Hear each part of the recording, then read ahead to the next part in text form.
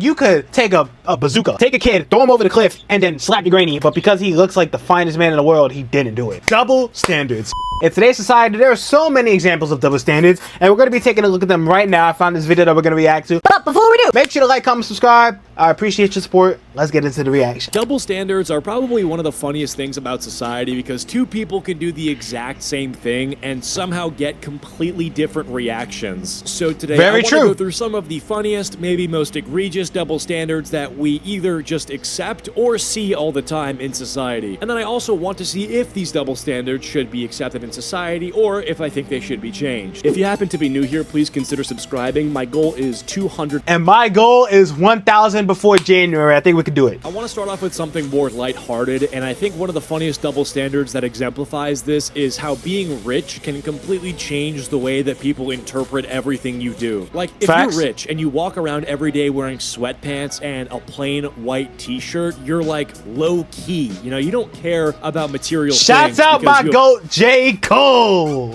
Nothing to prove. But if you're broke and you wear the exact same outfit, you just look unemployed. And this kind of applies to everything. Like, a rich guy will drive a 2003 Toyota Corolla and everybody's like, wow, despite all the money, he lives such a simple life. But if you're broke driving the same car, nobody is admiring your humility. That's just the only car that you could afford. And rich people can also get away with being cheap in a way that nobody else can. So, like, if a millionaire refuses to buy a new phone until his current one literally stops turning on, people are like, oh, that's why he's rich. He doesn't waste his money. But if you have $36 in your bank account and you're still using an iPhone 8 with half the screen missing, nobody thinks you've discovered some secret financial strategy. A really funny example of this is, I think it's a very individualized thing. Like, if we have a rich person that looks poor and a poor person that looks poor, they're probably going to be looked at the same way if you don't know anything about either of them. But the baseline is probably going to be that. Like I said, they're probably going to be viewed as equally poor. But then if we see like Adam Sandler looking like a poor person next to a poor person, and it's like, oh no, that's Adam Sandler. He's just a humble guy. You know what I'm saying? Not owning anything. If you're broke and your apartment only has a mattress, a chair, and a TV, people walk in and then they know that you're like going through something or that you're just poor. But if a millionaire has a mansion with like one chair in the middle of a giant empty room, suddenly it's now minimalist, right? It's now this like intentional artistic choice. I think the reason this double standard exists is because choice changes how we interpret behavior. When a rich person wears the cheap clothes or drives an old car, we know that they have access to better or more expensive things, and they are deliberately choosing not to use them. So we interpret that choice as humility. I was just talking about Adam Sandler. See? But when a poor person does the exact same thing, we can't necessarily attribute those qualities to them because their financial situation may have made the decision for them. It's reasonable to give the rich person additional credit for voluntarily rejecting status, but that doesn't mean the poor person should be discredited for wearing the exact same thing. You can assume the poor person is doing it out of necessity, but necessity doesn't make the clothes themselves any worse. The rich person's situation gives you an extra reason to view their choice positively. The poor person's situation shouldn't give you an extra reason to view them negatively. Standard that I think is complete bullshit is how we treat attractive people compared to unattractive people. Yeah, that's very true.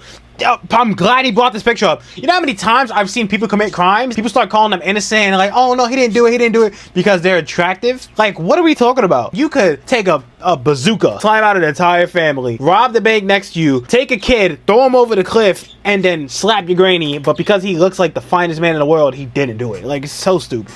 The ways that pretty privilege shows itself. If an attractive person is quiet and keeps to themselves, they are mysterious and reserved. But if an unattractive person does the exact same thing, they're awkward and weird. If an attractive person is extremely confident, it's charming, but the same confidence from an unattractive person can suddenly come across as arrogance or lack of self-awareness. And this is one of those double standards that I think is almost completely unjustifiable, because unlike the rich versus poor example, attractiveness gives you no extra context that would actually justify interpreting the behavior differently. You're basically judging the same action through two different lenses just because you like looking at one person more than the other. Obviously, attraction itself is going to affect how much you want to be around somebody, and that's completely natural. But once you start assigning like unrelated personality traits to them because of their appearance, even if it's done unconsciously or subconsciously, that's where the double standard becomes completely unfair. And one of the negative consequences of this is that it can become almost Whoa, fulfilling. If an attractive person is what movie is that awkward from? or socially inexperienced, people might be more patient with them, include them in conversations and laugh at their jokes, and just give them more opportunities to become comfortable socially. But if an unattractive person with those exact same traits gets excluded or judged more harshly, that just might make them more quiet and insecure over time. And then people look at the end result that they created and they just assume that the attractive person was naturally more charismatic or likable, when part of that difference might have come from how people treated them in the first place. And that's why I think this double standard should be completely erased. Like, obviously you can't control who you're attracted to, and nobody's obligated to find everybody equally attractive, but you can control whether you use somebody's appearance to judge. Yeah, you can't control